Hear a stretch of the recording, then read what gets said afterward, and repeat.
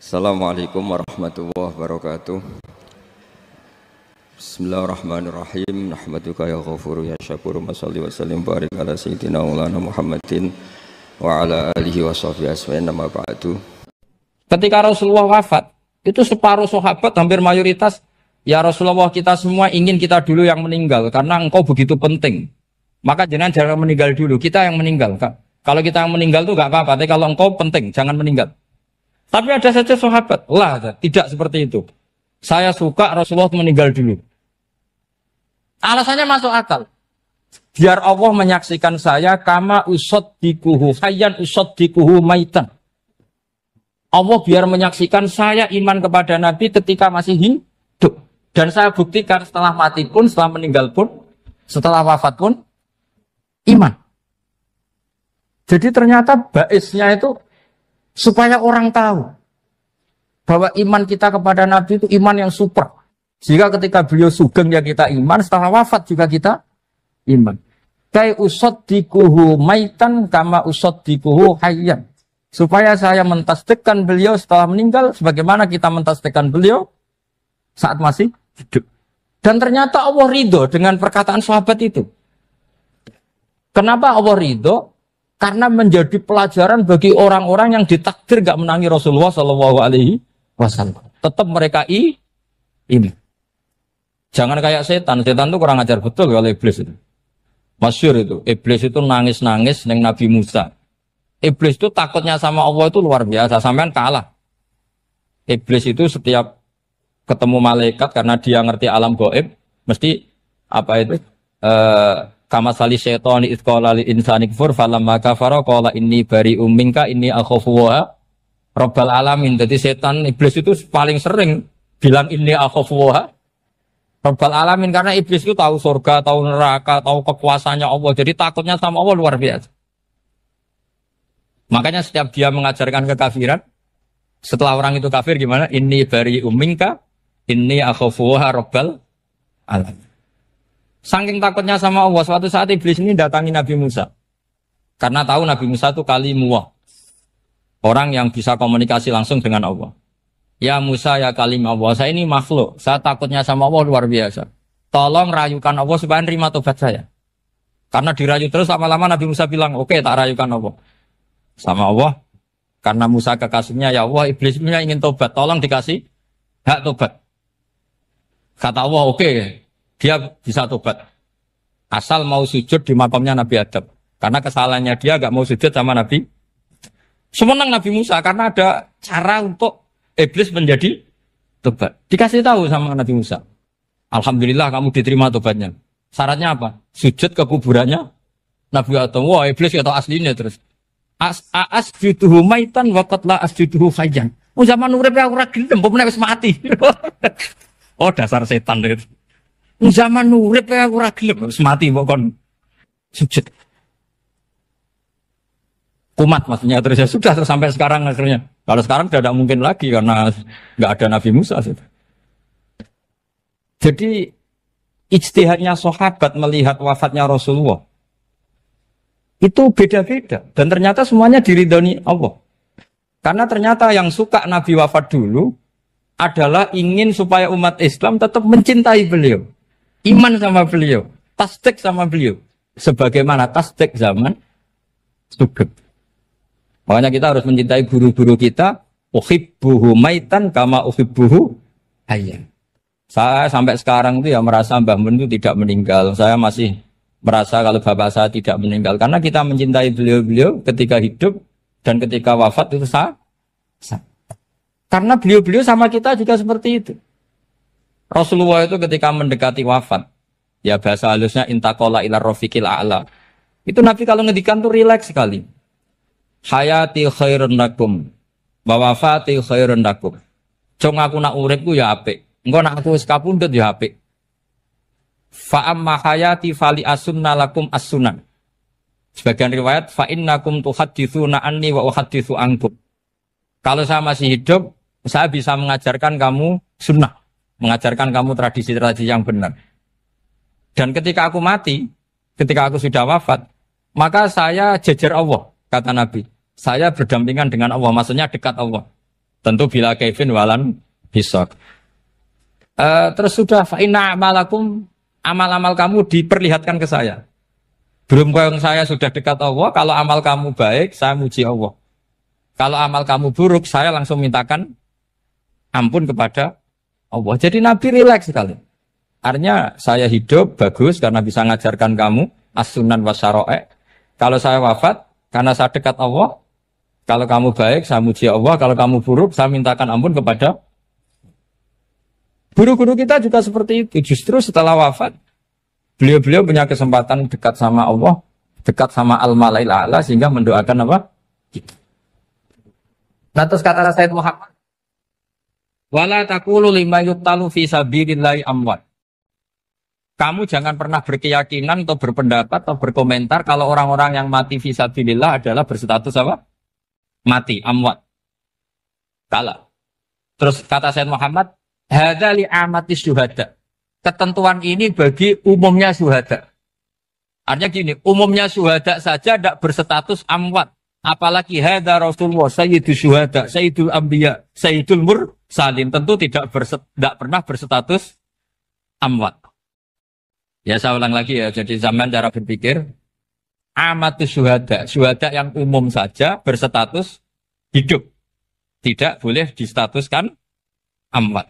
Apalagi Rasulullah itu sayyidus syuhada, sayyidul anbiya. Maka status beliau pasti hayyun la yamut, pasti beliau itu hidup tidak. Dan karena beliau itu asfaq, sangat sayang kepada kita, sebagaimana zaman beliau hidup itu sayang kepada kita, sampai nangis-nangis minta hak syafaat, maka setelah meninggalkan pun beliau pasti sayang kita dan pasti berusaha supaya kita diampuni oleh Allah Subhanahu wa ta'ala.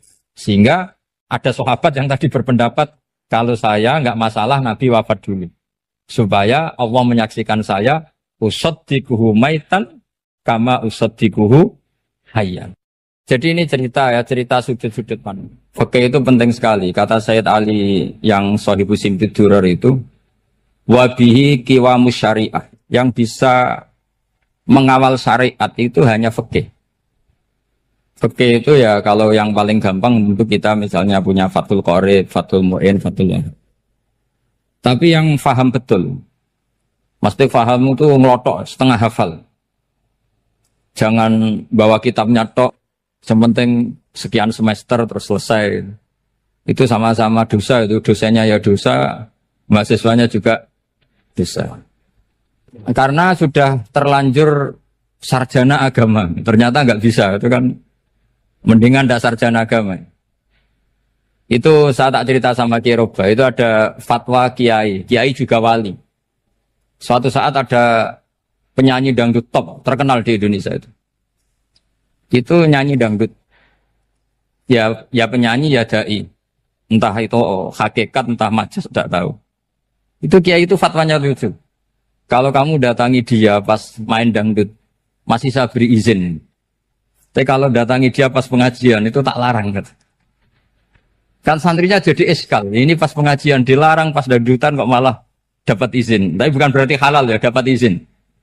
Dapat izin kan potensinya bisa karena dilarang lah ya tetap belerot. Terus suatu saat si santri ini setengah wali, tidak wali tapi setengah. Ya. Lama-lama itu memahami gurunya.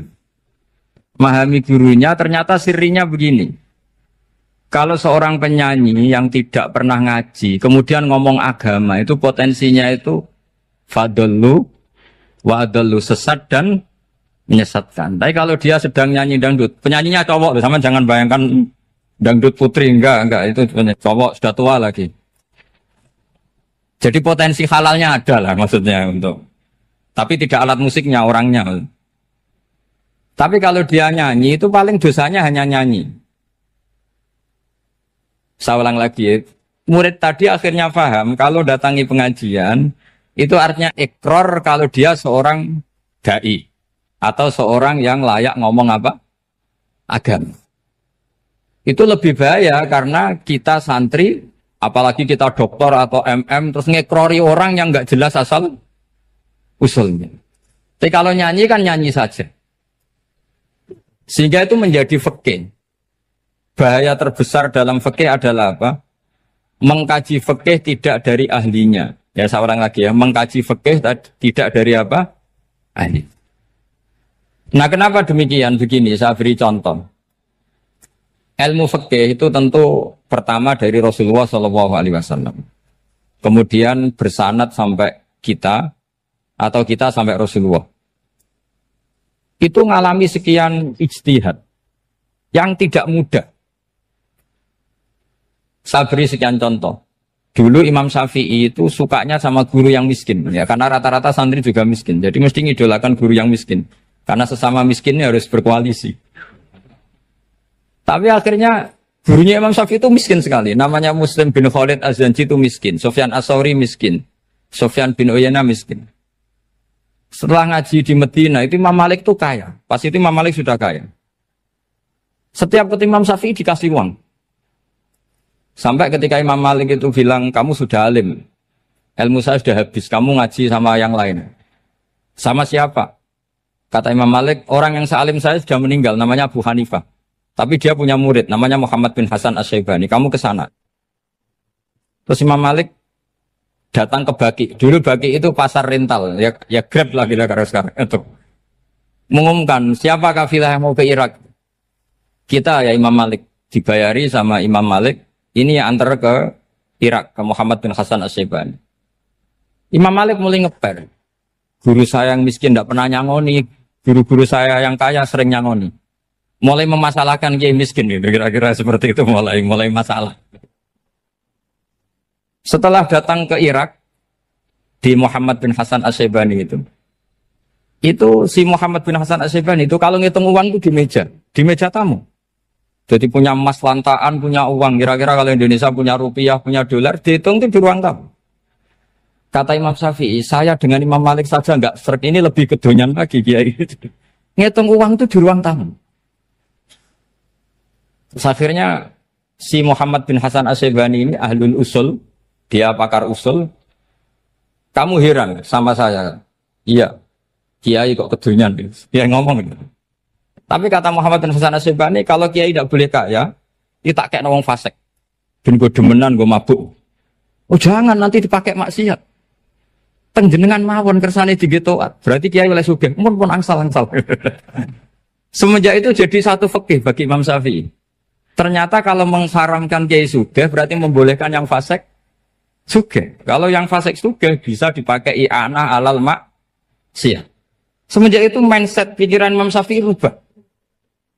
Saking rubahnya sampai beliau berpendapat orang bisa beli Alphard, kok beli carry itu haram. Bisa jadi bupati kayak Pak Roba, jadi RT haram. Soalnya gitu. Bisa keren kayak Gus Bak, kok jadi orang pendengar haram. Pokoknya haram terus. Karena dalil beliau al-Islam ya'lu wala yula'aleh. Coba sampean ridho, misalnya jadi orang Gresik dipimpin orang yang enggak sholat, ridho enggak? Enggak. Atau sholat tapi enggak bisa ngaji, ridho enggak? Ketika yang bisa ngaji berpotensi jadi buba, terus keterusan. Karena Imam Syafi'i keterusan, ya umatnya keterusan. Akhirnya orang-orang Syafi'i itu politikus rata-rata. Ya, makanya sama jangan kaget sama Baruba. Kakak saya wakil bupati ini. Putranya Mbah Mun ada yang wakil apa?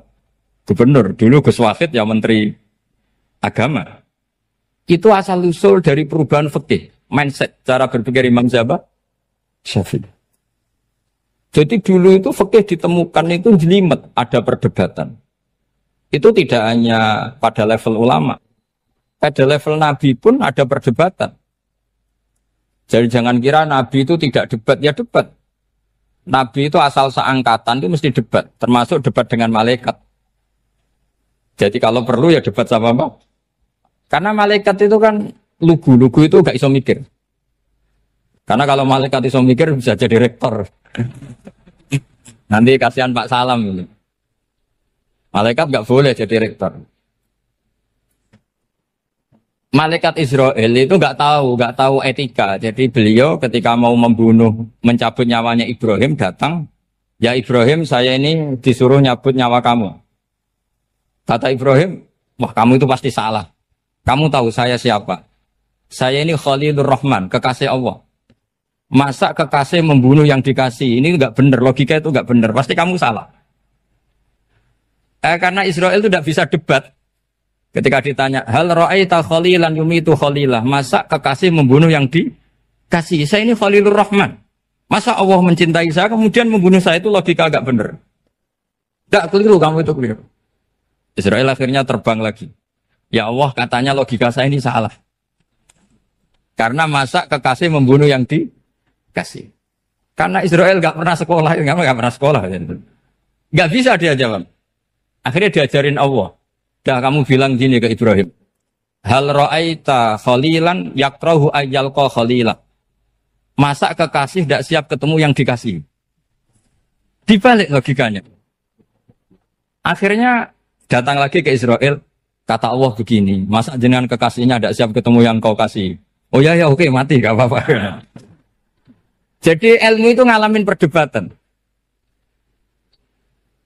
Jadi saya datang murni karena Kiai Mas Buhin, bukan karena MC. Itu dosa besar kalau saya datang karena MC. Karena saya punya kewajiban yang lebih besar. Jadi yang bisa mengalahkan adalah a'dzama minhu, yang super besar. Karena jelas ada riwayat, inna min abaril birri silatar rojuli ahla wuddi abi.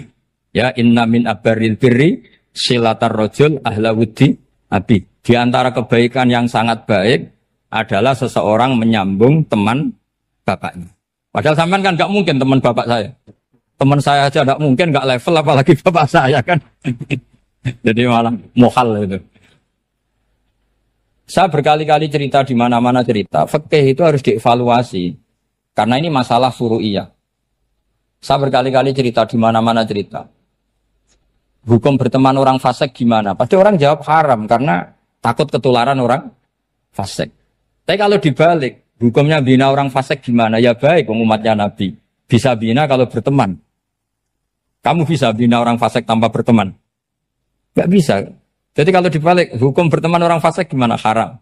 Hukumnya bina orang fasik? Baik. Bisa bina kalau berteman. Berarti berteman orang fasik? Ya terus nanti pada level lapangan sih gampang. Kalau yang soleh membina yang fasik dan yang fasik ketularan yang soleh, maka ternyata kalau yang soleh ketularan fasik ya berarti ternyata buruk. Tapi kan hukum masa nunggu kenyataan kan jadi nggak hukum. Di mana-mana hukum itu kan ada asumsi karena ini masalah ijtihad. Nah itu yang dilakukan para ulama kita. Jadi sampean harus mengkaji fikih secara detail karena tidak hanya kita yang khilaf. Nabi-nabi juga khilaf dalam menentukan dakwah ilallah. Wali-wali kita kayak Abdul Hasan Asyadili sama Sayyid Abdul Al-Haddad itu juga. Imam Ghazali ya khilaf. Imam Suyuti itu kalau ketemu Al-Qastolani itu saling tidak nanya, saking nggak cocoknya. Masyhur itu. Jadi ulama ora cocok. Bedanya nak saiki perkara partai. Kalau orang gini enggak. Karena pakai asumsi. Pakai asumsi karena memang susah. Nggak misalnya memang tak bedai, tak beri yang nggak misalnya ada orang rukuk kemudian kentut, itu sholatnya batal apa enggak? Enggak, jawab saja. Nggak, orang sholat kemudian pas rukuk kentut atau kelihatan auratnya, sholatnya batal apa enggak? Batal. Itu keliru nih sampai ini salah dosennya mesti itu. Pertanyaannya gini, yang dikatakan sholat itu kan aqwalun wa af'alun muftatahatun bitakbir muftatamatun bitaslim. Lalu ketika sampai rukuk apa sudah namanya sholat sehingga kamu katakan batal? Namanya sholat aja belum kok sudah kamu katakan batal gitu.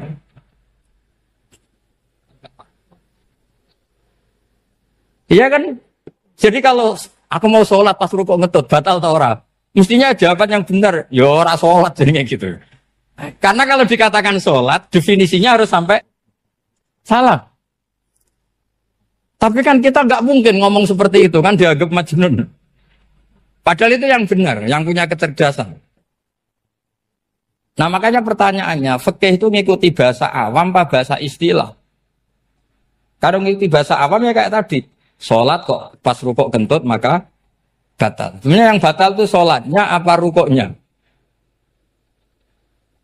Nah makanya terjadi perdebatan. Kalau yang pakar-pakar usuli itu salah istilah itu nggak mau. Saya ulang lagi, kalau pakar-pakar usuli itu salah istilah itu nggak mau. Terus misalnya tak beri contoh lagi. Kalau imam itu sudah salam pertama. Salam pertama itu yang rukun kan salam pertama. Berarti setelah salam pertama imam sudah keluar dari sholat apa belum? Yakin? Ya sudah. Sekarang sama tak bedain. Lalu makmum itu kesunatan langsung berdiri apa nunggu imam salam kedua? Enggak, jawab satu. Nunggu salam kedua kan? Ya itu kriminalnya sampai dalam sufi itu. Kriminalnya begini. Berarti Anda bergantung sama orang yang sudah tidak sholat. Kata kamu setelah salam pertama dia sudah tidak sholat. Berarti kamu menginstruksikan makmum berhubungan dengan orang yang sudah tidak sholat. Karena sudah keluar dari sholat ketika salam pertama. Kalau kamu di debat gitu gimana jawabnya? Pusing kan? Berarti Rabtul makmum bisolatiman sing wis laisa fi sholatin. Berarti menggantungkan sholat sama orang yang sebetulnya sudah tidak sholat. Ada yang jawab, sebagian ulama fikih tetap disunatkan menunggu salam kedua. Karena salam kedua itu masih paket meskipun tidak rukun. Dia paketnya selesai. Tapi selalu pertanyaannya gini, lalu setelah salam pertama itu imam masih sholat enggak? Sudah sama berani jawab tuh? Nah ini pentingnya bodoh, gak mikir sebenarnya. Jadi makanya bodoh itu barokah karena gak mikir itu. Jadi soalnya Rabbana ma khalaqta hadza apa? Batila. Sing bodoh ya barokah, sing pinter ya barokah. Sera barokah maksiat. Surana barokah plus. Jadi ilmu itu harus mengalami satu gesekan karena logika itu bisa dibalik. Nah karena ilmu itu mengalami satu gesekan, satu logika yang bisa kayak iya kayak enggak. Sehingga jargon di dunia ijtihad itu begini. Ra'yuna shawabun yahtamilul khata' wa ra'yuka khata'un yahtamilus shawab. Pendapat saya benar tapi mungkin salah. Tapi pendapat kamu taruhannya salah dulu tapi ya mungkin benar. Jadi mustahid kalau kata mustahid itu lucu. Ngomongnya itu ra'yuna shawabun yahtamilul khata'. Pendapat saya tarifnya benar dulu tapi ya mungkin salah. Kalau pendapat kamu salah, tapi ya mungkin benar atau mungkin bisa salah, ya tidak tahu, pokoknya mungkin benar. Nah, kenapa demikian? Begini, di luar masalah tauhid, saya ulang lagi, di luar masalah tauhid, itu tentu ada masalah-masalah yang sifatnya ijtihadiyah. Ya, saya ulang lagi, yang sifatnya apa? Ijtihadiyah. Dan ijtihadiyah ini nggak pernah selesai karena muqtadul hal, konteks kesejarahan maupun konteks kesempatan itu tidak sama. Dulu kiai-kiai itu ngaramkan dasi, ngaramkan celana karena yang celananan yang dasinan itu penjajah. Sehingga mantasabba biqaumin fahuwa minhu. Tapi lama-lama kiai-kiai itu ya pakai dasi, pakai celana. Ya karena dianggap sudah tidak mantasabba biqaumin fahuwa minhu. Ini ngalami pergeseran. Semua istihad itu ngalami pergeseran. Lalu pertanyaannya begini, lalu istihad apa Gus yang permanen? Yang permanen ya istihad dengan alat apa? Istihad. Saya beri contoh misalnya begini. Nabi Musa itu yang ngalami istihad. Kata beliau karena kangen Allah, itu ingin melihat Allah karena kangen. Rabbi arini anzur ilai. Qala lan tarani walakin anzur ilal jabal. Ya sudah, namanya orang kangen ya ingin melihat. Ya sudah gitu aja. Sehingga ahli ilmu kalam itu berdebat. Kalau kata ahli sunnah, karena Nabi Musa minta ingin melihat Allah, berarti melihat Allah itu jaiz. Mungkin. Karena Nabi gak boleh bodoh meminta sesuatu yang mau hal. Maka antipatinya ahli sunnah terhadap pendapat Mu'tazilah itu antipati. Karena menurut pendapat Mu'tazilah, Allah itu qadim. Allah itu laisa kamislihi syai'un, sehingga gak bisa dilihat. Pertanyaannya adalah berarti Nabi Musa meminta sesuatu yang mau hal. Itu bodoh sekali sampai gak tahu mana mau hal, mana apa? Jaiz. Makanya kata Imam Ghazali, masa Nabi Musa yang Nabi gak tahu kalau melihat Allah itu mau hal. Sampai minta berarti nganggap itu jaiz atau boleh. Itu cara pandang orang-orang ahli sunnah apa? Wal jannah. Tapi tetap saja sebagian ulama itu ya balelo, yang kayak Mu'tazilah itu ya balelo, cara berpikir Pokoknya itu karena kangen, bukan karena mungkin atau tidak mungkin. Jadi nggak mungkinnya tetap tidak mungkin. Terus mereka dalil la tudrikul absar wa huwa yudrikul absar. Nah, sudut pandang ini akan terus. Ada seorang wali ditanya, kalau kamu di surga ingin melihat Allah apa enggak? Jawabnya enggak. Kenapa ya? Kasihan Allah. Terus kenapa ya? Unazzihu dzalikal jamala an nadhari misli. Saya tidak ridho Allah yang hebat, yang keren, kemudian sing delok di rumah aku wong resik. Koyok gak ngergani pangeran. Sebenarnya sing delok Allah ben golongane Nabi Muhammad, Nabi Ibrahim, kowe ora usah ngilangi keren. Maksudnya itu. Jadi ada ulama itu jadi wali kalau sholat itu karena di soft belakang. Tapi jangan ditiru. Itu kan nggak lazim ya. Lazimnya kan afdhalus sufuf as-saful awal. Ketika ditanya, kenapa kamu kalau sholat di belakang? Cek GR koyok wani suwan pangeran gak ngarep. Aku sungkan dadi kok gulit. Kalau sampean kan karena males, bukan karena sungkan. Jadi itu artinya rasa ya. Makanya nggak bisa, nggak ada ijtihad itu tidak mungkin karena perasaannya orang itu beda-beda. Itu Sayyid Abdul Al-Haddad itu kalau ngendikan masyhur. Man da'a li dzalimin fil baqa faqad ahabba yusawwah fi ardi. Orang yang mendoakan orang fasik masih hidup, gak mati-mati, itu berarti suka kalau Allah dimaksiati di buminya. Wong fasik kelakuannya rak maksiat, nak mbok dongakno mari. Itu berarti kamu ingin Allah didurakani terus menerus karena si fasik masih hidup. Tapi kalau Abu Hasan As-Sadili cara ngendikan gini, kalimatnya persis. Man ahabba alla yusawwahu fi ardi faqad ahabba alla tadhara maghfiratuh. Orang yang ingin dunia ini steril, gak ada maksiat, maka sama saja berkeinginan tidak melihat luasnya maghfirahnya Allah. Sama-sama wali besar. Tapi cara pandang hubungannya dengan Allah seperti itu. Jadi mau tidak mau, ijtihad itu mau tidak mau. Makanya tidak usah dipertentangkan misalnya cara berpakaian, cara apa. Yang penting sesuai aturan Islam ya sudah. Karena ini urusan rasa. Urusan apa? Rasa. Itu Syekh Hasan Basri itu sering jagongan sama Robiah Hadawiyah. Itu secara fikih salah. Tapi pas itu ulama fikih ditanya, kenapa Anda tidak komentar terhadap dua wali besar yang sering ketemu? Andai kan semua santri seperti itu akan saya halalkan, karena nggak mungkin punya nafsu. Sehingga fikih dulu memang masih asli. Kamu lihat di takrib misalnya, lelaki melihat perempuan itu nggak boleh kecuali sekian alasan. Termasuk boleh itu litaklim karena mengajar atau lil muamalah. Lah ini yang mulai masalah. Ada warung kopi, penjaganya cantik. Santri-santri ngopi. Ini lil muamalah. Kan kasus ini. Mau disalahkan tuh ada takbirnya. Mau dibenarkan ini jelas fasik kan? Jelas fasik. Jelas fasik. Matanya sudah fasik sebelum itu ditambah itu. Jadi fasiknya permanen.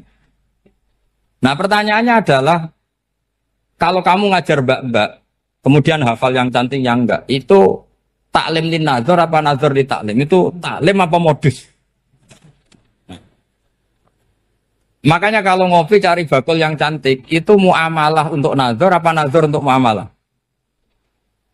Loh kalau saya ngopi dengan kiroba pasti halal. Karena begini, berjalan saja, bareng capek, nggak tahu itu warungnya siapa, terus berhenti ngopi. Kebetulan bakulnya cantik. Nah itu mungkin halal, karena kan saya tidak milih-milih. Ingin ngopi kebetulan bakulnya cantik. Kalau kamu kan nggak apal daftarnya. Wah itu mesti haram itu, mesti haram itu. Karena berarti kan kamu menjadikan ngopi ini modus. Gue jagani nak takok pangeran. Lo kok nazar? Muamalah Gusti, muamalah. Itu mesti modus. Maka fikih itu harus dikawal oleh tasawuf. Kalau ndak, semua hukum fikih bisa diakalin. Makanya Imam Bukhari punya satu bab namanya Kitabul Khiyab. Bab mengkhilaf fikih. Beliau itu antinya sama Abu Hanifah itu luar biasa. Enggak ada ulama dibenci Imam Bukhari kayak Abu Hanifah. Masyhur itu. Untungnya beliau enggak menangi Abu Hanifah. Kalau menangi geger terus ini. Bisa bahsul masail terus. Itu Abu Hanifah itu ulama yang suka khilah. Khilah itu merekayasa hukum. Misalnya begini. Saya ini puasa agak lemes. ujian agak lemes, apalagi kiai serapati di duit santri beling-beling lemes ini. Apa mangan ini kan, poso-poso kok mangan kan gak keren. Supaya saya bisa makan dan halal, saya bisa ngajak kiai Robai ya jalan-jalan. Jalan-jalan nyari yang jarak 2 marhalah, ya sudah. Terus bisa makan, kalau ditanya Allah kok makan, musafir. Jadi bolehkah insya safar menciptakan pergi demi untuk supaya boleh iftar? Boleh enggak cara jenengan? Enggak boleh, alasannya apa? Kan pergi. Perginya juga enggak maksiat. Itu khilaf. Tapi Sayyid Muhammad, Abu Ya Sayyid Muhammad, Muhammad bin Alawi, Sayyid Muhammad, itu membela Abu Hanifah. Artinya membela jangan semua khilaf itu diharamkan. Karena itu cara, saya ulang lagi, karena itu cara untuk mengawal bahwa hukum Allah itu luas. Karena kalau nggak ada khilaf itu ya kita kesulitan. Kita kesulitan.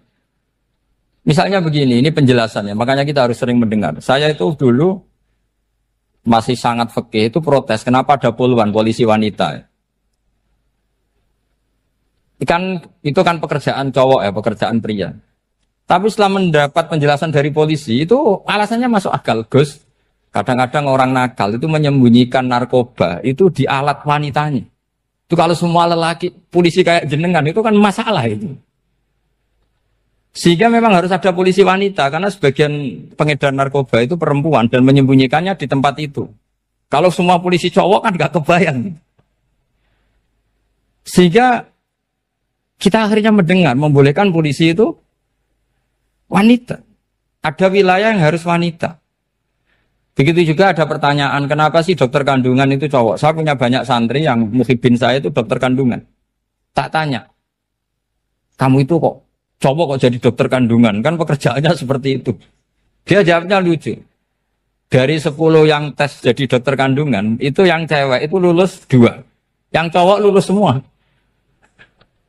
Karena ketika cewek dites melihat ketuban pecah darah itu langsung pingsan. Sehingga yang secara psikologi dablek itu kan memang lelaki. Jadi serawongnya sewakit santes. Kadang nggak lahir-lahir dinteni nang jopo rokokan santai. Itu kalau cewek yang jadi dokter kandungan itu nunggu jam 11, jam 4 sudah pingsan. Nah ini cerita, bukan berarti saya menghalalkan, enggak. Kita harus mendengar, saya ulang lagi, kita harus apa? Dan itu setelah mendengar, itu nanti jadi disiplin ilmu, yaitu namanya fikih. Karena ilmu fikih itu sebetulnya gampang. Sampai kalau ngaji i'anah, itu kelihatan fikih itu gampang, karena ada logika yang terbangun. Misalnya begini, orang kalau tawaf itu disuruh agak jauh dari Ka'bah. Jangan sampai nginjak sadarwan. Karena sadarwan itu pondasi itu ikut Ka'bah. Kenapa begitu? Ya jenenge ra muteri Ka'bah, ide-ide Ka'bah. Jadi sebenarnya sederhana logikanya. Sing jenenge muter itu di luar itu kita muter. Nah kalau nginjak pondasinya namanya gak muteri Ka'bah tapi ide-ide Ka'bah. Ya jadi sederhana sebetulnya ya masuk akal. Jadi fikih itu tidak ada yang iskal, sebetulnya masuk akal. Tapi karena kita nekuni itu tidak serius, maka terus jadi paradok. Saya beri contoh lagi, ini sebagai penghormatan saya sama Kiai Mas Bukin, karena ini sudah namanya fakih. Kalau ada ayam jago ditabrak truk, terus kejet-kejet, adekan dibiarkan pun mesti mati. Karena gerakannya sudah harokatul masbuh. Terus kamu sembelih, itu halal apa enggak? Enggak jawab, ayam jago loh. Kalau kamu katakan halal, dia sudah tidak punya hayatun mustaqirroh, kehidupan yang permanen. Andai kan kamu biarkan pun 1 menit lagi meninggal. Kejet-kejet kan mau prosedur saja. Maksudnya pantasnya mati ya kejet-kejet sih, tapi sebetulnya sudah pasti mati. Maka ini ada 2 ulama. Kalau kata Imam Malik tetap namanya halal. Karena ruhnya masih di situ, sehingga ketika kita nyembelih, ya nyembelih hewan yang hidup. Yang namanya nyembelih itu pokoknya mematikan yang punya roh. Sementara saat itu rohnya masih di situ. Meskipun 1 menit lagi pasti. Tapi kalau mazhab Syafi'i enggak, ini sudah harokatul mazbuh, tidak punya hayatun mustaqir. Sehingga dalam perdebatan ulama fikih itu lucu, kadang ya gampang mangkal non. Misalnya begini, kalau ada anak lahir tidak ada amaratul hayat, nggak nangis, nggak bernafas, sunat disolati apa enggak?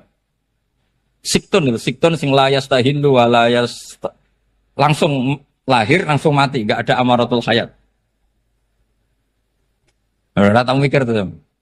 Itu tidak wajib disolati. Alasannya, ya kan memang sholat alal mayit kan tidak pernah hidup. Di mana-mana mayit itu setelah hidup mati. Ini kan tidak pernah hidup. Namanya ya qit'atul lahmin, ya potongan daging itu aja enggak. Jadi kadang fikih diwaca tenan jebule mangkel no. Terus ketika di kitab Minhajut Thalibin itu, kalau kamu keluar mani itu wajib mandi enggak? Wajib kan? Kalau keluar mani inzal itu kan wajib mandi. Nah kenapa nifas atau wiladah keluar bayi? Kenapa ibu-ibu kalau keluar bayi wajib mandi? Alasannya lucu. Li'annal walad maniyun pun akidun. Ini kan wis mani cuma mengkristal. Jadi kadang pakai mangkel. Apa ya? Sembrono gitu. Masuk wajib mandi wiladah itu karena apa? Li'annal walad maniyun mun akidun. Niku mani sing wis mengkristal.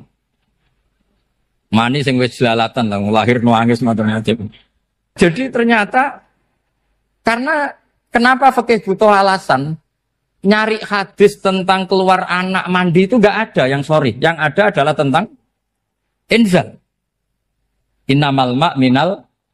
Akhirnya dicari-cari ternyata walad itu maniyun mun akidun. Lah ini problem fikih. Sampean harus siap dengan pelajaran seperti ini. Meskipun sampean mungkin wong priayi, tapi ini ilmu. Ya, saya ulang lagi, ini ilmu. Sehingga ulama itu mau tidak mau harus mau mendengar. Karena logika yang terbangun itu nunggu kalau mendengar kayak tadi. Malaikat Israel baru sadar, masa kekasih bunuh yang dikasih. Masuk akal juga Israel. Kalau sama sampean sih nggak nerima tetap selonang-selonang. Ini masalah Ibrahim Khalilur Rahman. Sehingga kita di alasan fikih itu harus kita dengar. Saya dulu itu, saya sampai sekarang itu sama kalau bayi lahir masih sudah berbentuk bayi, saya sendiri berpendapat sebaiknya disolatin. Kalau sudah berbentuk apa? Bayi, meskipun tidak nangis, tidak ada amaratul hayat. Kan yang digugurkan itu wajibnya, bukan masalah boleh dan tidak. Itu banyaklah perdebatan ulama di bab itu.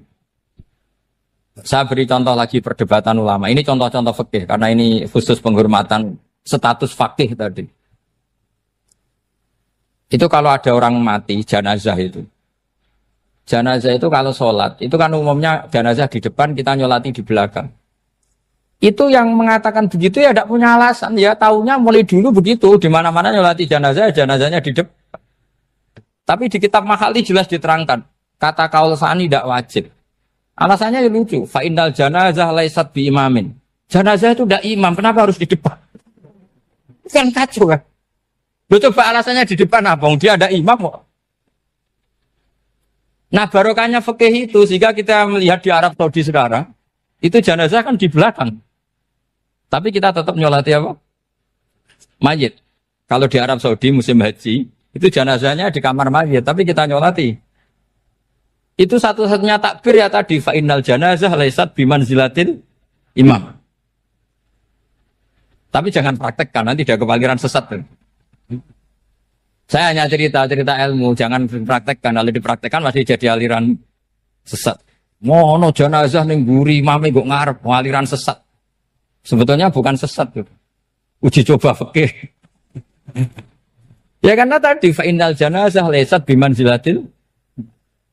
Bukti lagi kalau sampean sholat ghaib. Sholat ghaib ini misalnya mayitnya di Surabaya, boleh enggak sholat ghaib di sini?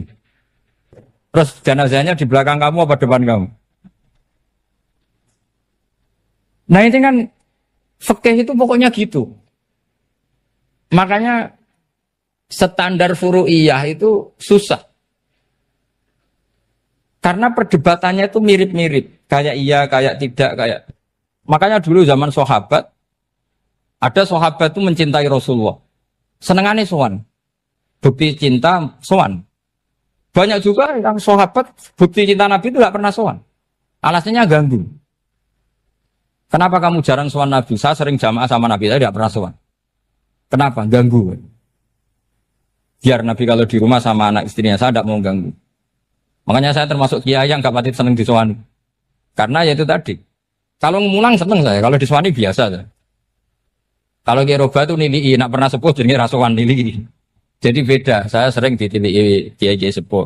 Tapi bahasanya tentu tidak sowan, tapi nopo nilai. Kalau sowan itu maka kan nafkah itu seperti itu. Jadi ada disiplin, di situ ada disiplin ilmu. Yang kadang kita tidak cocok. Makanya Imam Syafi'i sendiri ngendikan, kadang beliau dengan gurunya, dengan Imam Malik sampai ngarang ikhtilafu Malik. Beliau punya data yang beliau itu sedang nggak sama dengan gurunya, yaitu Imam siapa? Malik. Karena mindsetnya itu beda. Tidak sampai misalnya saya tanya, sholat itu harus menghadap kemana? Tidak, jawab saja. Kiblat kan. Ukurannya apa coba? Namanya madhep. Wajah apa dada? Imam Syafi'i milihnya dada. Sekarang praktekkan dalam dialog keseharian. Saya jagungan sama Kiai Roba seperti ini, terus wajah saya begini, madhep enggak? Nah itu masalah. Terus pertanyaannya, madhep dengan dada itu fis sholat apa fil qiyam?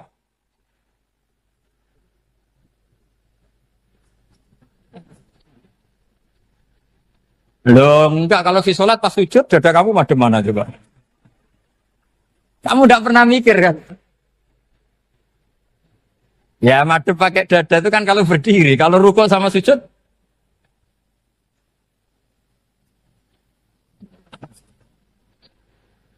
Nah itu ulama itu jelimet gitu. Makanya jarang yang menekuni profesi ulama itu. Karena menekuni proposal banyak, karena memang susah. Jadi ulama itu orang yang cara berpikir sudah aneh. Sehingga mereka detail. Maksudnya menghadap itu apa? Ukurannya kalau berdiri ya dada, tapi nggak bisa kamu katakan atawajjuh bisodri aturan dalam sholat, fikuli sholat. Pertanyaannya lah kalau rukuk sama sujud, dadanya menghadap kemana coba? Maka itu ilmu yang sudah jelimet. Nah ulama usul fikih, ulama yang nggak mau salah per detail hukum. Sehingga menurut Imam Rafi'i, misalnya kalau beliau ditanya sujud itu gimana ya, asal watu jabha ya sujud. Tapi kalau murid Imam Nawawi harus melibatkan 7 apa? Anggota, yaitu al-jabhah, wal yaden, warrubaten, wal qadamain. Oke, Imam Nawawi kita ikuti. Tentu keseharian kita pakai Imam Nawawi. Yaitu berdasar hadis umirtu an asjuda ala sab'ati a'zumin al-jabhah, wal yaden, warrubaten, wal qadamain. Berarti berapa? 7. Tapi pernah saya cek di kitab karangannya Imam Syafi'i, ketika beliau ngendikan, saya suka kalau orang sujud itu melibatkan 7 anggota berdasar hadis ini. Tapi kata beliau, wayah tami itu dan bisa saja sujud yang watul jabhah itu sudah cukup. Terus kata Imam Syafi'i, limada, karena Nabi ketika sujud itu hanya ngendikan begini, sajadalaka wajhi wa sam'i wa basori. Gak ada di hadis wayadi, warubati, wakodami. Ya sudah akhirnya. Nah, itu sudut pandang. Terus gugatan kedua begini.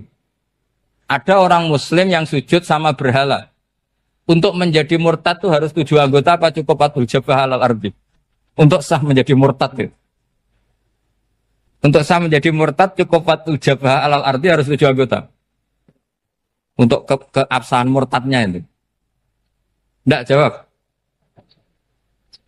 Makanya ini tugas dosen-dosen ini, meminterkan ini. Karena namanya sudah faqih. Faqih itu ahli faqih yang detail namanya faqih. Kalau ini mutafaqih. Jadi bukan tafakuha tapi tafakuha. Kayak tamarodon. Jadi wazannya nanti itu wal idhari ma laysa fil waqi'. Jadi ini bukan gojlok, ini memang marah saya ini. Jadi kalau sudah pakai gelar fakih, Harus fakih betul. Nah, mohon kalau mengkaji fikih itu harus detail. Minimal takrib itu setengah hafal. Supaya konstruksi ilmu itu utuh. Dan sama lagi konstruksi ilmu itu. Karena ilmu itu mesti ada yang apa ya? Ya rodok setengah salah itu, tapi disalahno ora kena. Ndak sampean tak bedheki, nak pancen bener langsung tak angkat jadi rektor. Nak bener tuh. Coba rukun sholat pertama itu apa coba? Rukun sholat pertama. Niat. Niat sama berdiri dulu mana? Ayo niat dulu baru berdiri, apa berdiri dulu baru niat? Berarti niat sama berdiri dulu mana? Rubah kan? Artinya kita mau bilang tartib, urutannya niat, berdiri, takbir, gak bisa. Yang dikatakan niat itu apa? Qasdus syai' muktaronan bifi'lihi. Berarti niat sama takbir harus bareng apa urutan? Bareng. Terus dengan qiyamnya urutan apa bareng? Bareng apa urutan? Loh enggak, kalau urutan berarti takbir dulu, duduk, baru berdiri. Nah maka seperti ini itu mau tidak mau kita salah. Dikatakan tartib ya salah. Dikatakan serentak ya salah. Cuma karena kita bodoh, gak tahu mikir itu. Alhamdulillah kan di situ itu. Loh coba niat sholat loh. Niat, takbir, qiyam. Dulu mana? Niat, takbir, qiyam. Dulu mana coba? Dulu qiyam. Gak ada kitab yang mengatakan arkanus sholat awaluha. Oh dianggap kitab kriminal maksudnya. Makanya ngendikane ulama-ulama di sarah-sarah, mau ndak mau sebagian istilah itu tasamuh. Tasamuh itu wis digawe gampang ngono kok repot. Karena kita ndak bisa detailnya. Coba misalnya puasa. Puasa Ramadan itu wajib apa? Tabyitun niat, nginepno niat. Sing darane nginep itu umure lama apa enggak? Lama kan? Sekarang sebelum 2 menit kamu baru niat, sah apa enggak? Sah. Itu sempat nginep apa enggak 2 menit itu? Enggak sempat kan? Jadi ilmu itu, makanya kata ulama-ulama, pokoknya ilmu itu mesti ono unsur tasamuh. Tasamuh itu ya tiga gampang. Apa? Tiga gampang. Misalnya Imam Syafi'i berpendapat, mashu ba'dir roksi. Itu kata beliau, walau sya'rotan fi hadir roksi. Meskipun satu rambut asal masih di wilayah kepala. Tapi kalau rambut itu dikeliwir, dibasuh di sini enggak sah. Karena sudah keluar dari batas apa? Kepala. Imam Syafi'i cara berpikir kan, yes ngene iki jenenge basuh sirah. Tapi cara Abu Hanifah enggak. Ya enggak, yang namanya megang kepala itu ya minimal 1/4. Masa gitu dikatakan megah. Lalu ulama usul fikih itu berdebat. Sesuatu itu sesuai masodaknya. Masodak itu yasduku alaihi kadza. Yaitu, ini tadi saya cerita ke Ibu Khen tentang ngaji Jamul Jawame. Ini ilmu yang di Jamul Jawame. Sesuatu itu ukurannya mayasduku alaihi kadza apa dengan takrif, definisi. Misalnya gini, sholat itu batal dengan makan. Kalau kamu sholat, makan batal enggak? Enggak, jawab saja. Batal. Itu satu upo apa satu piring? Enggak, jawab saja. Satu upo sudah batal. Sekarang bab makan di ngormat tamu. Cong tamuku keimangan. Iku sak upo apa sak piring? Nah ini kan tidak fair. Di bab tamu makan satu piring, tapi di bab sholat satu upo. Maka pertanyaannya, lalu penamaan sesuatu itu berdasar masodak, mayasduku alaihi ismu kadza, atau berdasar uruf?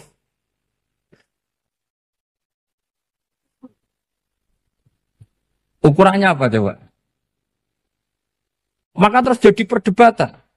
Nah ini di sini ini pentingnya ulama karena ya sekarang saya bedai sekarang. Cengkeh itu wangi apa enggak? Kategorinya cengkeh. Wangi kan? Kalau orang bikin kue tar pasti pakai apa? Cengkeh. Pakai wedang ronde supaya manis. Apa wangi dikasih apa? Cengkeh. Nah itu saya berkali-kali cerita. Pernah mau dipikirkan orang Islam itu nggak boleh rokok karena dianggap pakai apa? Mewangi karena ada apa? Cengkeh. Tapi terus didebat. Kalau gitu berarti orang Jumatan sunat rokok. Karena Jumatan disunatkan pakai pewangi. Wah itu kan akhirnya tuh, wah iya repot ya kan. Jadi kalau cengkeh kamu kategorikan wewangen, yang orang ihram nggak boleh rokok karena pakai cengkeh, yang wangi. Konsekuensinya orang Jumatan sunat rokok karena berarti di masjid pakai apa? Pewangi. Kan sesat semua. Jadi itu ilmu. Makanya selain fikih mateng, itu ada ilmu yang namanya usul fikih. Usul fikih itu yang neliti itu. Mayas duku alaihi kaza. Jadi yus ngono iku darani ngono. Saurang lagi. Ngono iku wis darani ngono. Ora perlu roh detail. Ya, saya ulang lagi. Wis ora perlu roh detail. Makanya Abu Hanifah itu misalnya basuh wajah. Wis berkecelok ngene iki basuh wajah. Nek Imam Syafi'i kan detail. Mimba ini mana bitis sya'ri sampai ila somahe uzunehi ila zakon. Terus mana bitis sya'ri Imam Syafi'i nambah apa? Ghaliban. Kenapa ditambah ghaliban? Karena kalau orang budak mana bitis sya'rinya di sini. Jadi itu fikih. Jadi fikih itu jelimet. Padahal kita ini nggak pernah berpikir secerdas Imam Syafi'i, tapi akhirnya ya mikir juga. Agak ditambah ghaliban, mana bitis sya'rinya orang budak kan? Sini. Terus sekarang perdebatannya, orang budak basuh maskur roksi di sini sah enggak? Karena tadi itu wajah apa kepala, kan jadi bingung gitu. Ya makanya ini mukadimah saya supaya sampean lebih disiplin belajar fikih dan setidaknya didiskusikan lah kitab-kitab Minhajul Thalibin atau kitab-kitab Mahali. Karena di situ nanti ada perdebatan.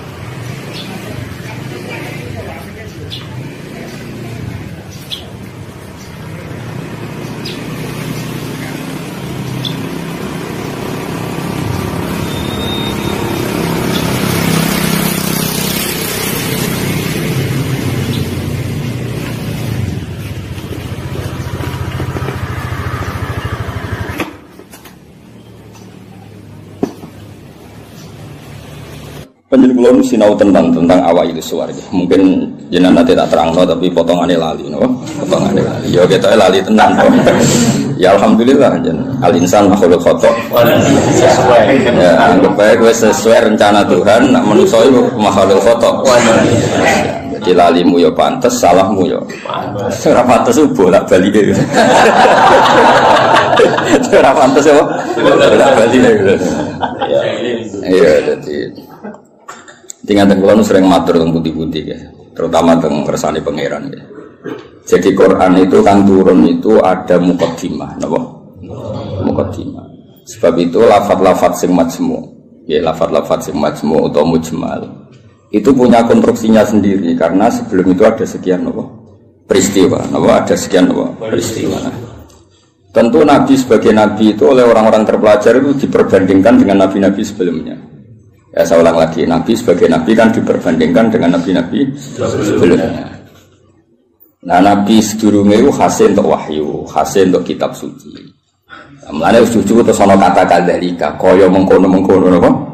Kaya mengkono-mengkono. Mergo wis turun ana mukaddimah ini no? Ana apa? Mukaddimah. Eling-eling. Lah umpama ora ana mukaddimah kan janggal, wong hal kok ngarep wae. Nah, hal kok ngarep. Ijek kawitan surat. Itu harus pas-pasan kan ya bingung. Wong saya pas-pasan bingung. Nah terang no finger. Apa ora sing teke pas. Luwe parane nek sing teke wae ora pas. Iku malah repot. Ora pas. Pasange salah. Eling-eling. Iku penting mergo nggo ngawal Quran. Nggih ngawal napa? Quran. Jadi termasuk nggo ngawal. Kulo kan sering untuk pertanyaan. Gus katanya Quran itu mubin. Kenapa sih ada lafaz-lafaz yang enggak jelas? Enggak jelas itu di eranya itu jelas karena ada konstruksinya, napa? Ada konstruksinya. Misalnya ngaten sing paling terkenal ning era modern. Ya misalnya Mbah Mun sepuh-sepuh sering ngendikan ngono ya ngono tak bojo ngono. Itu kan kalimat sing ora jelas. Ngono ya ngono. Tapi siapapun yang ngerti di komunitas itu di era itu ngerti. Beda blek tapi ojo nganti terus ra tobat. Proposal ya proposal tapi ya dikira-kira. Lah ya sesuai kontak ya seneng babon tapi ya dikira-kira sing gelem kira-kira ya ora melahirkan prahara baru. Sing gelem ya yo gelem dirapi bodoni pokoke sing ora lahir prahara ya itu sesuai hukum Islam. Baru sesuai hukum Islam raimu ora sesuai. Akhirnya mundur, mundur. Itu jenenge yang ngono, tapi aja ngono. Jadi dikira-kira. Lah Quran juga kayak lafaz-lafaz seperti itu, lafaz mujmal yang kita tidak pernah tahu maknanya, tapi di eranya itu paham. Ya mau kadzalika, kaya mengkono apa? Mengkono sing ndi? Mulai ngaji to aku ben kok. Laras. Iya, iku sowan-sowanan. Ngaji. Nah, iki sowan-sowanan terus takok jam pinten. Sehat sedang. Nanti sok keluyuran rene yang berdua. Sehat. Takokno. Ngaji to wong Islam iku hubungane iki kiai iku. Soal iya soal kayak gini enggak ya buka sing soal sira gelem ya aku mau sing tutup ya ngidol ana murid sing tutup iku aku ya koyo mengkono jadi konstruksi itu ada dan Nabi itu tidak boleh kecuali ada mukaddimah. Mulane Nabi udah di Nabi pertama sing roh kudu agama liya, rupane roh ibu khaira nastura. Mergo butuh napa? Mukaddimah napa butuh napa? Mukaddimah. Wong Nabi kok ora ana mukaddimah kan gak dadi bahan diskusi. Ujug-ujug terus ngaku Nabi. Terus wong takok Nabi itu apa kan yo repot. Makanya menurut keyakinan ulama-ulama niku negara ateis itu lebih susah diislamkan dibanding negara yang komunitasnya Yahudi atau Nasrani. Maka ini sudah punya mau ngatur tingkat kebencian, tingkat hasad, mau ngatur-ngatur itu toh. Dan ateis kan misalnya Nabi Muhammad pun Nabi, terus Nabi itu apa? Memangnya kenapa kalau Nabi kan repot. Nah, tapi Nabi Muhammad ngaku Nabi di dengar orang Yahudi mesti diperbandingkan. Lo Nabi itu dulu trennya orang Palestina, Anda ini orang Mekah kok mengaku Nabi misalnya, digugat. Lalu makanya pinter berjanji terus nerangno. Muhammad bin Abdullah bin Abdul Muthalib bin Hashim sak terus sing nasabe tok Nabi wa Ibrahim. Berarti manggone ning Mekah tapi tetap turunan wong Palestina. Ya mergo digugat. Akhirnya ana penjelasan. Kayak gue ini kok ngiyai kenapa? Wong kan nyari-nyari. Oh, pancen kiai liyane mati kabeh. Ya memang itu satu-satunya cara untuk mengkiaikan. Sekali ono sing urip kan yo ketok mahjub. Mana urip suwi-suwi kadang ngrasa dosa. Maksud kabeh. Tapi aku kan gak gelem pidato nek. Jadi kadzalika kira-kira akhirnya diperbandingkan. Napa? Sebab itu Quran sering ngendikan musaddiqal lima ben. Nganti musaddiq itu ya karena diperbandingkan. Napa? Sing kok gawa iku apa, terus pola-pola sosiale piye, terus pola-pola nubuwah iku piye. Akhirnya pola nubuwah digawe kok sandi intelijen. Maksudnya itu gak penting. Pola nubuwah itu modelnya gak penting, tapi itu jadi sandi. Misalnya ini contoh paling masyhur. Kena tak kei duit, ya tak kei wae butuh entuk, napa? Entuk. Tapi Nabi ora oleh dikai duit istilah sedekah, kudu istilah hadiah. Ya barangnya padha ya duit misalnya. Sehingga ketika Salman Al Farisi itu nyari Nabi akhir zaman itu kan sampai ketemu sekian pendeta. Dia ngetes dengan Nabi, Salman itu kan terpelajar sekali, sangat terpelajar. Dia orang Persia. Muhammad, kamu ini orangnya punya tanggungan banyak, punya santri banyak. Kalimatnya yang gitu pertama. Aku dia kurma, gue santri mau ada, gue lebih butuh sedekah. Tiga, itu falam ya Musa sean itu megang aja Nabi tidak kerso. Terus nama dil sahabat halumu ilah hadato am serena mangan jom. Jadi Salman hadihi wahidah ini satu alamat. Setelah itu setelah 1 minggu 2 minggu datang lagi bawa kurma. Yang manggilnya si Muhammad. Muhammad hadiatun. Ini hadiah untuk kamu. Terus Nabi dahar sidik, seliannya dikana sahabat. Orang disimpen. Ya ceritanya ranian nyindir. Tersinggungan sih. Ya rasa sensitif kok wedok iku. Simpen. Simpen lah. Lah kok kesimpen Nabi ora? Lah ora Nabi.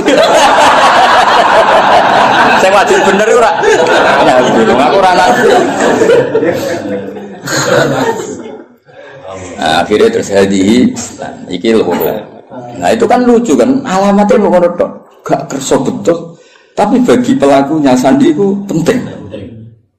Kayak justru di mana-mana sandi itu ya raketa orang, ya biasa ya keseharian.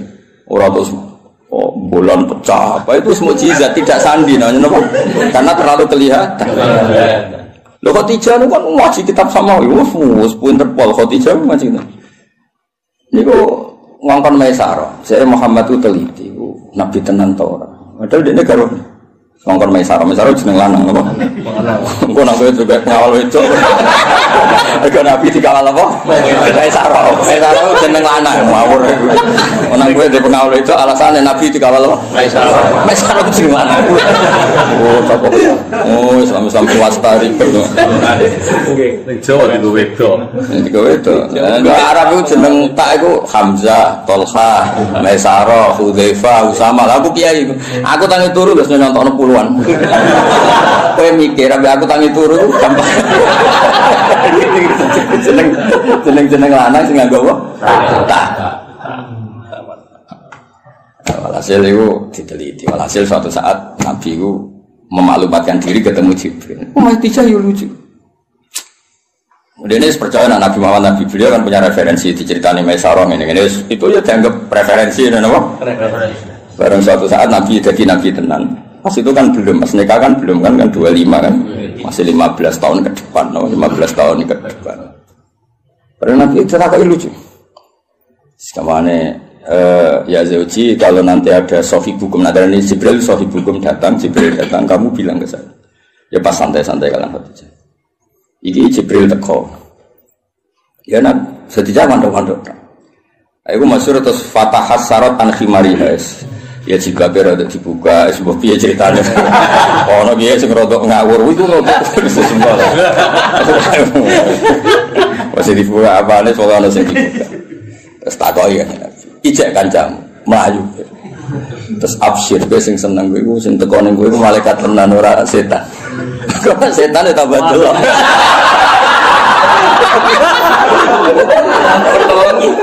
Artinya sandi ku ya lucu, maksudnya ya halal keseharian, apa? Halal apa?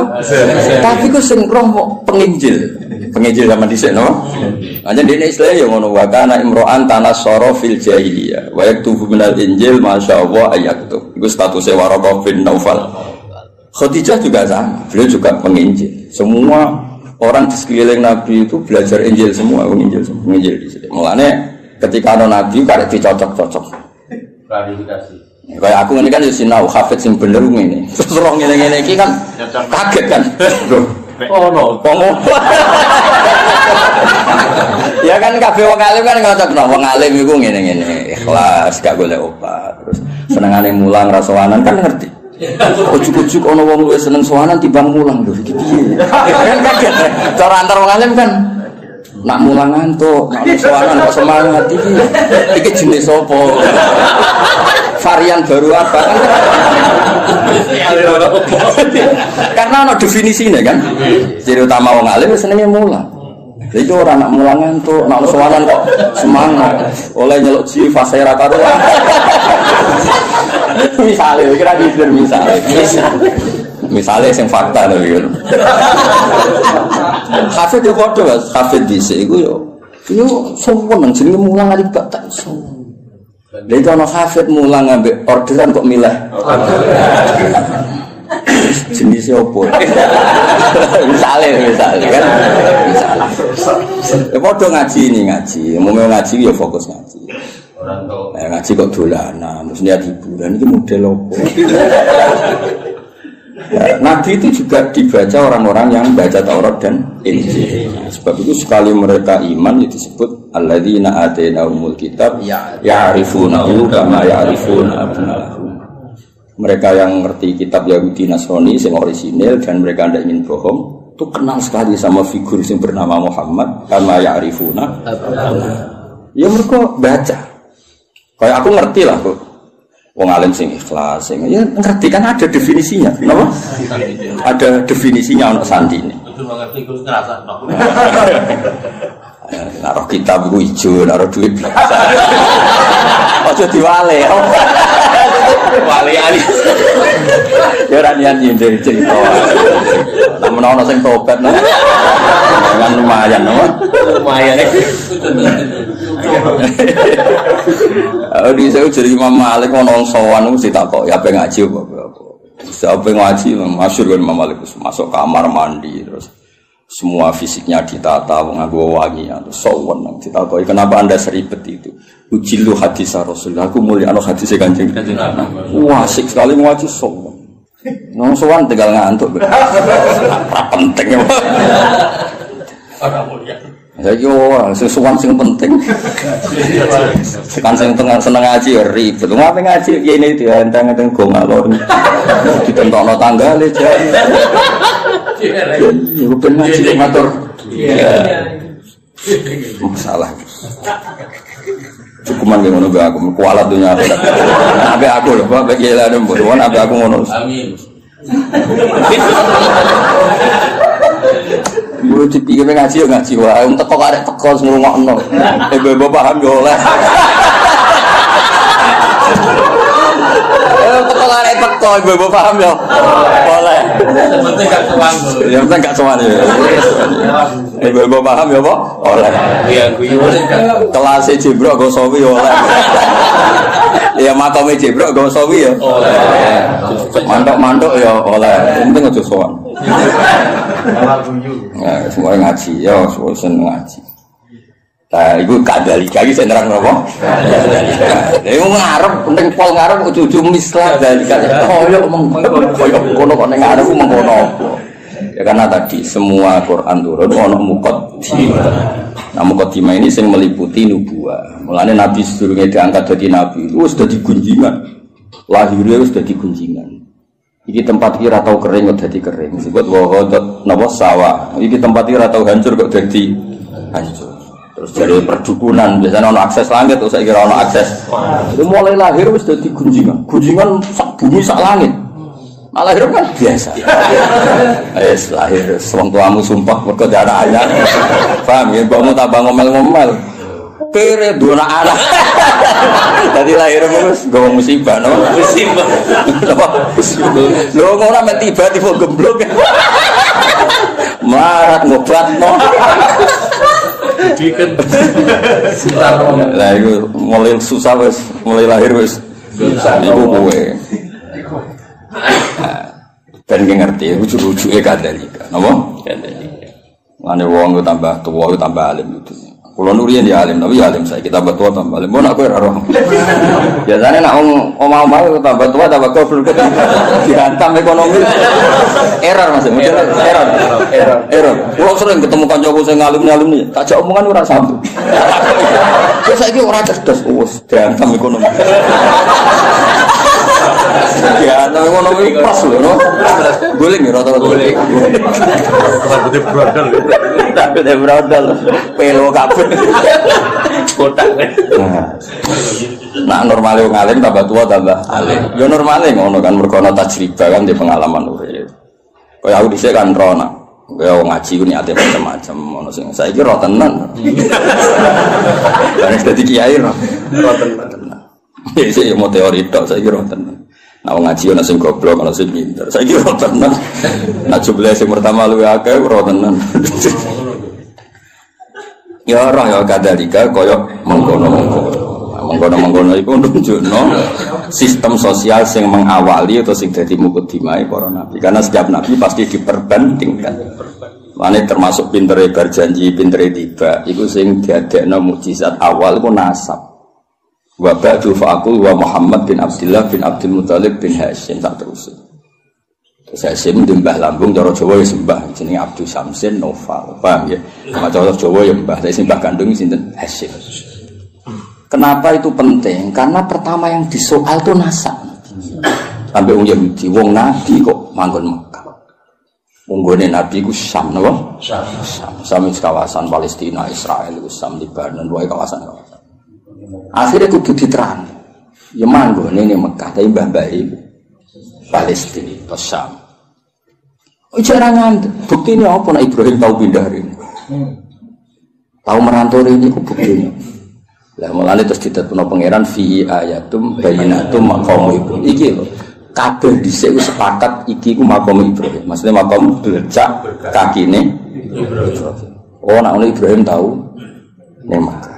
Karena tahun Mekah berarti potensi ini itu dia turunan temudi Mekah. Tapi kan iso wae dolan tapi ora ninggal turunan. Terus diterangno ini askantu min dzurriyyati biwati. Yo ora pancen ana sing didakokke. Kowe maca Quran minimal kaya aku. Kudung tenan duduk perkarane. Kenapa ono ini askantu kenapa? Syukuran war. Terus disalami semula. Terus nak desa gak prospek nak belah. Kok iso dihitung-hitungan. Wis sanate kon. Ya maksudnya nak dilakoni rasa tapi rasa dadi cita. Istilah koni jadi rezeki ditampa. Nah kayak alhamdulillah nak ora ya gremeng. Ojo naudzubillah. Ojo muni naudzubillah ora payu tenan.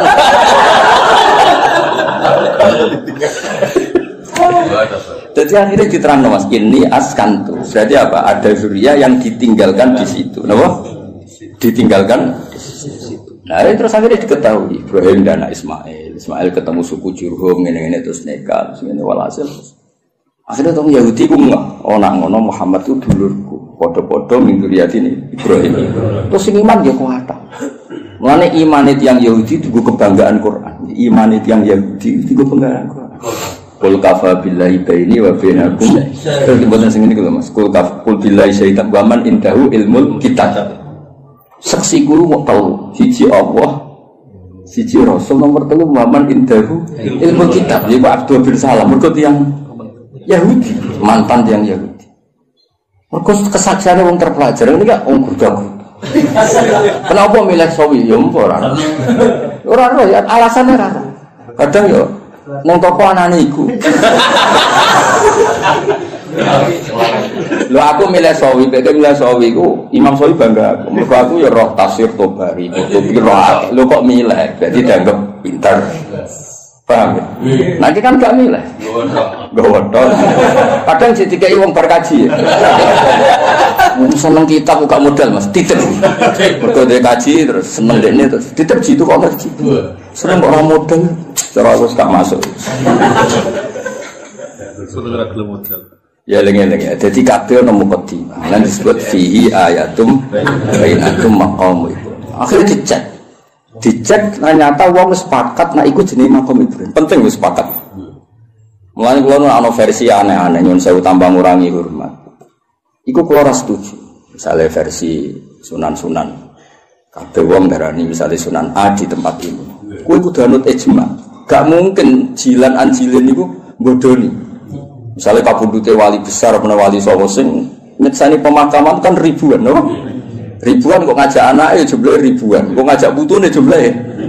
Terus kowe otak-atik kemungkinan riwayatul ahad, no? Riwayatul ahad. Ora pase ku ning kene. Ora opo urip ngono iku. Dong.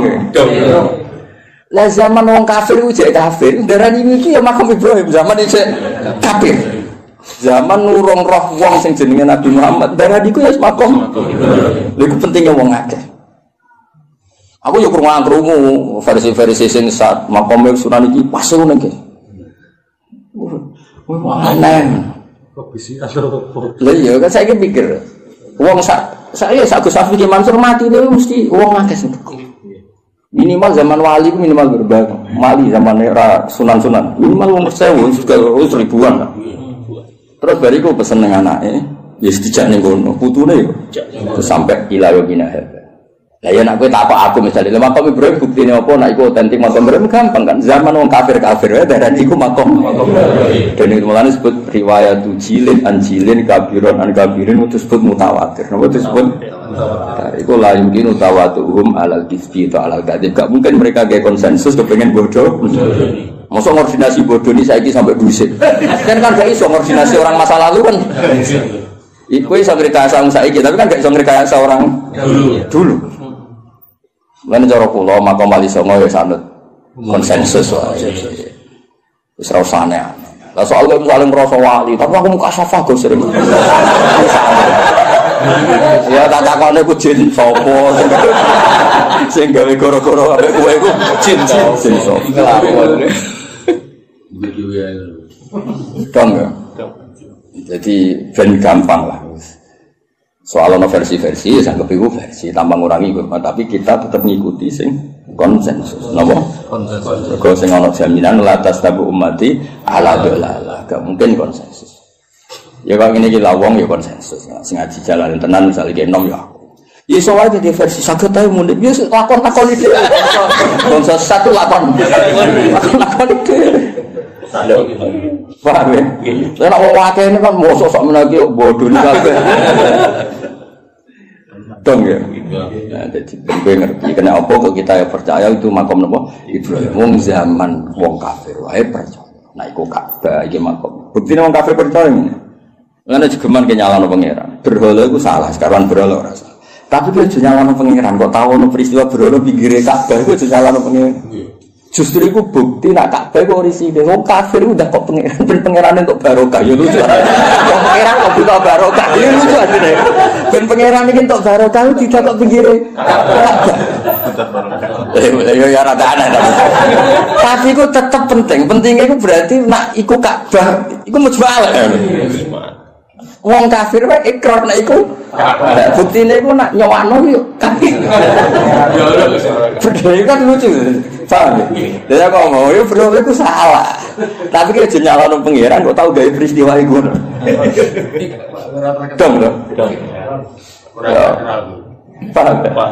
Jadi orang berorang di kono itu salah. Tapi kita tahu nyalano pangeran. Kenapa pernah bikin peristiwa itu? Itu penting kok beda di ijma lah. Ka'bah yang ning kono iku hatta indal kufar apa hatta indal kufar. Lalu kalau tambah tua aku tambah pinter. Maksudnya nak sampean goblok saiki nak menawa bantuan iki. Jadi ora harapan apa? Dene tua tambah goblok ya alhamdulillah. Ya jeneng alhamdulillah tetep lillah lah piye menah ora alhamdulillah. Kowe goblok ya alhamdulillah pinter ya. Masa alhamdulillah Zaidin. Nah, ana-ana kok protes. Goblok alhamdulillah alhamdulillah sapa ora apa. Alhamdulillah. Ya jadi pangeran ini. Nah lucunya terus wong Mekah ya padha. Mereka itu bangga nak. Jadi anggap turunan Nabi Ibrahim.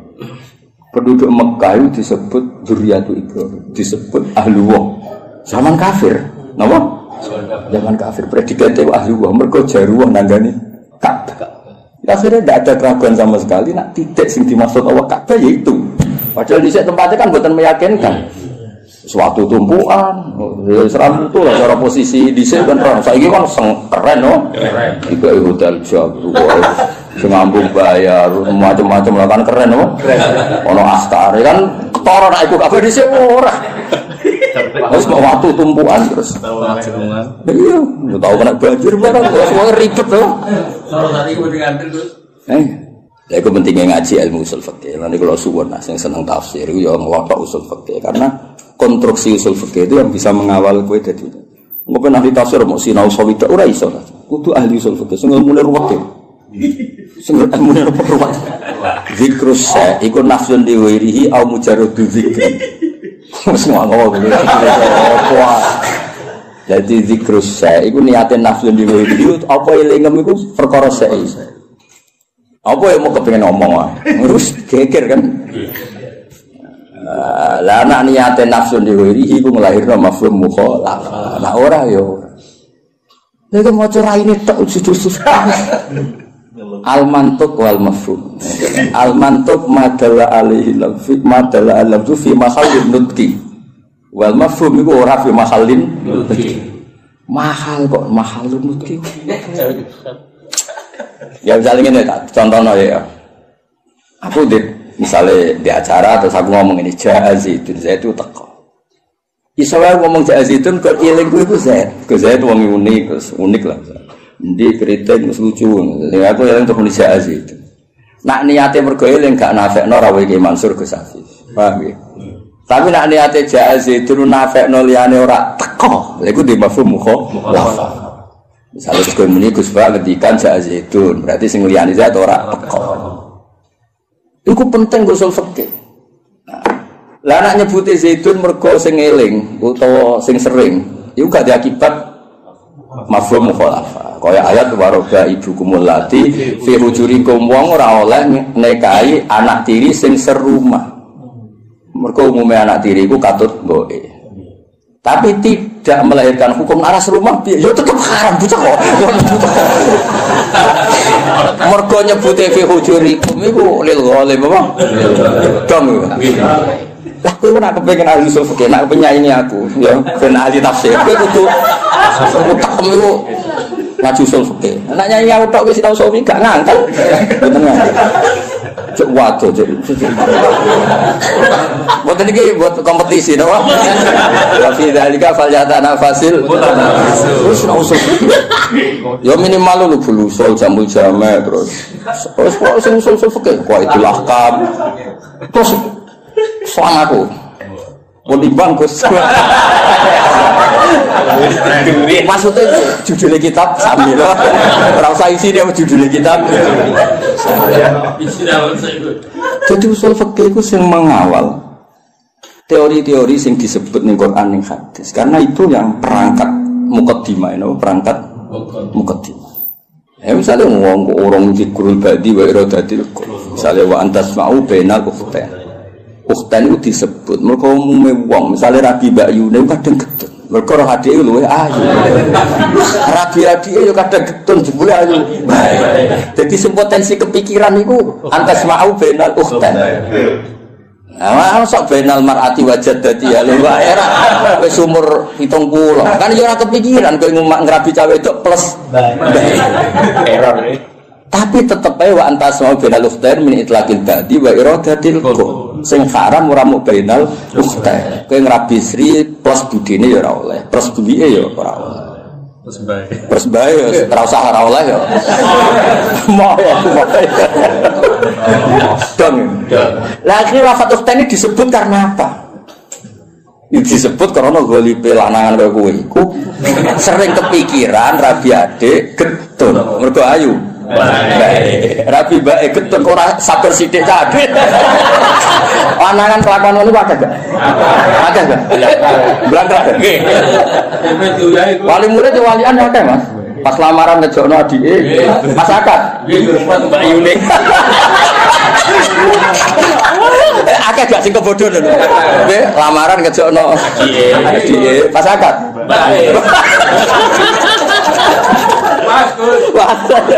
lah iki ngono kan ruwet to dadi sempet pansi ku benal Mbak Yuni dong ya. Lah nek misale kowe terus goblok ora usul fikih, sing haram bena ukhtan ora ukhtan yo halal. Oh goblok yakin. Dong ya. Jadi kena penyanyi aku, aja sinau song tok. Sinau apa? Luanya. Oh luanya. Ngono lah sono. Mati-mati menurut. Saingannya berat kok. Mati berat. Begitu. Ben ki ngerti maksudnya ngaji tafsir yo ana perangkat usul fikih, kaidah fikih. Karuan anak usara wis karuan bahasa Arab no. Sing wis kliwat lah. Jebule merofak nasab ora iso. Mestine rofak waca juar. Aduh rusak no. Kok muka dimais gak menarik no. Gak level ya wis gak menarik. Stadion santri-santri ra jelas wis ngatasi. Ya wis ra saiki kadalika kaya mengkono-mengkono. Nah kaya mengkono-mengkono iku di erane iku jelas. Wong kok misla dalikal kita yuhi ilaika. Gak digenti maksudi. Barang ilal lagi kok digenti wa auha. Ono nek maksud wong koblika kok yuhi fil mudhari. Nah koblika yo auha. Maksudi. Padahal sama ra iskal tuh. Jadi maksudnya itu cara cek suka getun apa neraka. Jumlah sing ngaji ora terbersit kan? Bodoh. Aduh. Allah itu Al-Aziz Al-Hakim. Lalu tetap kegungane apa mau te apa fis samawati ing dalem pira-pira langit wa malan apa fil ardh. Ya kira dadi kenapa berjanji tiba kitab-kitab madaih cerita wa ba'du faqul wa Muhammad bin Abdullah bin Abdul Muthalib itu penting untuk perlawanan terhadap orang itu sing disoal Yahudi asal usul Kanjeng Nabi. Mergo trene Nabi sangka napa syak. Terus diterangno, gene Nabi iku senajan to saiki wong Mekah tapi gene gen syak. Terus nganti Nabi Ibrahim. Napa Nabi? Mulane Quran sering nyebut Nabi dengan identitas itu millata abikum Ibrahim. Kalau Yahudi banyak sing muslim, akhirnya akeh sing Islam. Sing jenis rahasud, jenis sing ora bahyam benahum iku terus do napa? Islam. Lah Islam Yahudi iki dadi kebanggaane pangeran. Sampai disebut waman indahu ilmu. Muhammad sing dadi saksi wis cukup Allah lan wong sangka ahli kitab. Mereka kesaksiannya berdasar empirik, berdasar referensi, berdasar kajian. Sementara yang kafir berdasar drengki. Leung drengki kok dimusuhno kajian ilmiah. Maksudnya kan orang level apa? Orang level. Dong ya, drengki itu kan gak butuh modal ya. Mau butuh raih kelas kok. Karena ilmiah kan, iya cangkem. Drengki cangkem. Misalnya kan kalau berdasar ilmiah. Kayak misalnya Gus Afif di bucu wahyu, nanti berdasar itu kan diteliti. Kok iso gelem sebab apa mahabbah sing kuat? Apa bocah iki sing masalah? Iku ilmiah. Alhamdulillah sudah ngaji bareng ya, bersama guru kita Gus Bak tercinta, bersama channel Barokah Ngaji. Semoga bermanfaat dan barokah untuk kita semuanya. Jangan lupa like, komen, dan subscribe. Terima kasih. Sekian. Assalamualaikum warahmatullahi wabarakatuh.